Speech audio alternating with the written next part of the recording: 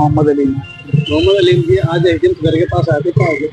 देखिए, हमने एक जमीन ग्राम खांजापुर में देवी राम पुत्र ओम प्रकाश से अब से लगभग 4 महीने पहले ली। उसमें हमारे उनके पास लगभग 50 लाख रुपए जा रहे हैं। जमीन पे भी हमारा लगातार काम चल रहा है।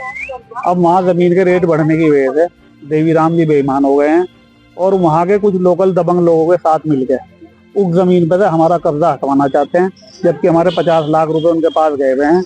आज सुबह उनका बेटा जोनी 3-4 अज्ञात लोगों के साथ जमीन पे आया और वहाँ काम कर रहे मजदूरों के साथ लाठी डंडे लेकर मार पिटाई करने की कोशिश की, उन्हें वहां से भगा दिया। हमने इसकी जानकारी सबसे पहले संबंधित थाना शहर कोतवाली में दी। वहां हम एक एप्लीकेशन देकर आ गए थे। उसके बाद हमें पता लगा कि वो किसी और को एक कूटरचित तरीके से बेचना चाह रहा है ज्यादा पैसों में।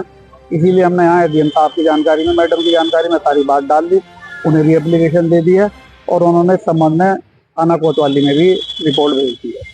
तो उसमें भी पहले भी प्रकरण आया था, वो जो भराव करवा रहे थे वही जमीन है क्या? जी, वो वही जमीन है। कूड़े का भराव करवा रहे थे। कूड़ा भरा किसने करा था? कूड़े का भराव तो ये इन्होंने ही वहाँ कूड़ा डलवा रखा था उस जमीन पे। उसे हमने लेकिन फिर पटवारी कानून को सबके माध्यम से क्लियर कराने के बाद ही वहाँ पे काम शुरू कराया था। तो जब जमीन ली आपने ली तो उनसे कोई लिखा पढ़ी नहीं करवाई थी? लिखा पढ़ी हुई भी है, उनका हाथ का हमारे पास एग्रीमेंट है, नोटरी हुआ हुआ कागज हमारे पास मौजूद है, जिसमें उनके दिए हुए पैसे भी चढ़े हुए हैं, उनके भी साइन है, उनके परिवार के लोगों के भी साइन है। लेकिन अब उनके मन में लालच आ गया है और कुछ दबंग लोगों के साथ मिलकर वे काम को करना चाह रहे हैं।